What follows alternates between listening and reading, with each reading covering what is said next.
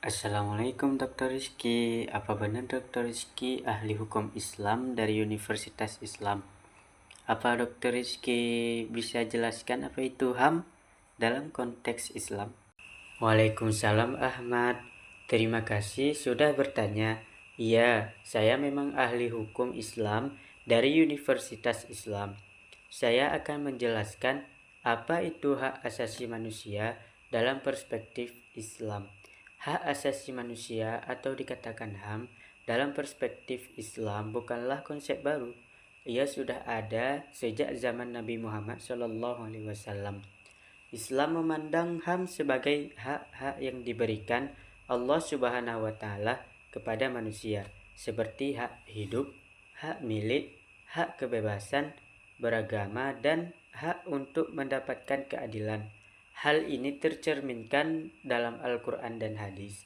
Misalnya dalam surat Al-Maidah ayat 32 yang artinya barang siapa membunuh seorang manusia bukan karena orang itu membunuh orang lain atau bukan karena membuat kerusakan di bumi, maka seolah-olah ia telah membunuh manusia seluruhnya. Wah, menarik. Jadi Islam mengakui HAM bersifat universal, namun dengan batasan. Apa perbedaannya dengan pandangan Barat? Betul. Di Barat, HAM seringkali bersifat sekuler dan individual, seperti dalam Deklarasi Universal HAM PBB, sedangkan dalam Islam, HAM diatur oleh syariah yang bersumber dari Al-Quran dan Sunnah. Hak-hak ini tidak mutlak. Mereka harus seimbang dengan kewajiban kepada Allah dan masyarakat. Misalnya, kebebasan berargumentasi ada, namun tidak boleh menyebarkan fitnah atau penghinaan terhadap agama, sesuai dengan surat Al-Hujurat ayat 12. Contoh konkretnya, bagaimana dengan hak perempuan atau hak minoritas? Baik, Islam memberikan hak-hak perempuan yang kuat, seperti hak waris, hak pendidikan, dan perlindungan dari kekerasan. Nabi Shallallahu Alaihi Wasallam pernah berkata, perempuan adalah saudara laki-laki, namun peran gender berbeda. Laki-laki sebagai pemimpin keluarga, perempuan sebagai ibu dan istri. Bagi kaum minoritas, Islam menghormati hak non-muslim atau ahlul kitab untuk beribadah, seperti dalam perjanjian Madinah.